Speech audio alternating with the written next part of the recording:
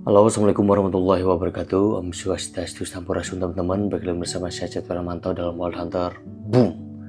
Oke teman-teman, kita memasuki September, pertengahan September 2025. Beberapa hari ke belakang mungkin kontennya tidak terlalu intens karena banyak sekali pekerjaan yang dikerjakan oleh Wild Hunter mengenai tentang produksi senapan, kemudian controlling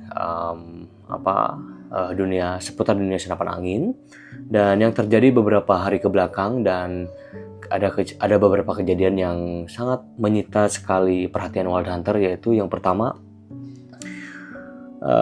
betapa pentingnya sebuah kepresisian dari sebuah senapan. Kemudian yang kedua, pentingnya sebuah maintenance setiap senapan yang sudah kita miliki lebih dari 1 atau 2 tahun seperti itu. Kemudian ada beberapa teknis hal yang menyangkut keselamatan kita di hutan.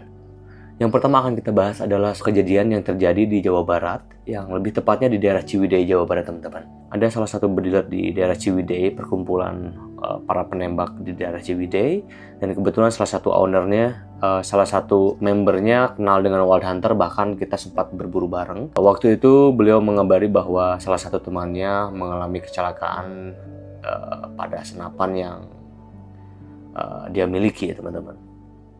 Jadi senapannya meledak, dan kita akan coba bahas kronologi dari kejadiannya. Kejadiannya bulan ini, September, mungkin 3-4 hari yang lalu beliau mengabarin, kita baru bisa posting sekarang. Sebuah senapan meledak pada bagian sambungan. Meledak pada sambungan antara tabung dengan chamber. Jadi si bagian dratnya itu dia lepas, teman-teman. Jadi melesat ke bagian depan. Kenapa ini bisa terjadi? Karena dilihat dari identifikasi dan wawancara Wild Hunter ke salah satu saksi yang melihat kejadian di TKP. Jadi si senapannya itu dia senapan pipa, lebih tepatnya di merek Mauser dengan tabung stainless tentunya, karena Mauser itu terkenal dengan tabungnya stainless. Tapi yang terjadi di sini bukan tabungnya yang meledak, tapi dratnya yang lepas dari si chamber. Jadi dia melesat ke bagian depan. Ketika si pemilik senapan itu sedang melakukan pemompaan pada si senapannya, itu pada awalnya memang anginnya masih di 2500 PSI, teman-teman. Ketika beliau lihat, katanya si manonya akan di bagian depan. Jadi si korban ini melihat dulu manometer di bagian depan dengan mata telanjang seperti ini, teman-teman. Ini jangan ditiru ya, ini hanya dilakukan oleh profesional dan tahu kondisi dari senapannya. Dilihat seperti ini, seperti itu.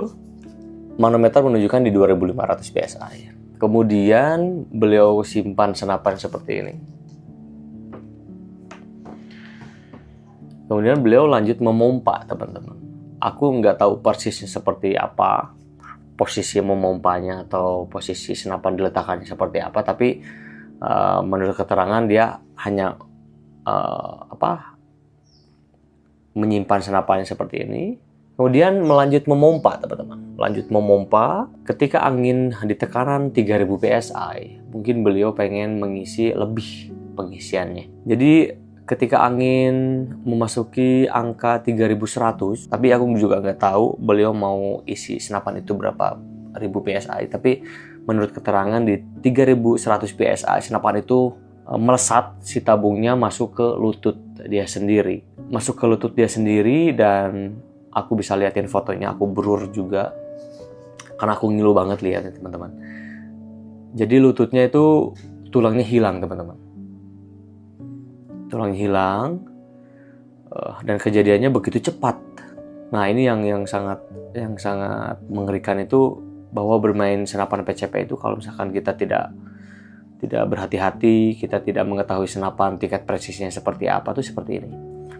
Jadi tabungnya melesat ke bagian lutut dia, kemudian si lututnya pecah, dan dilihat dari fotonya sih memang si tulang lututnya udah nggak ada, teman-teman. Mungkin hancur.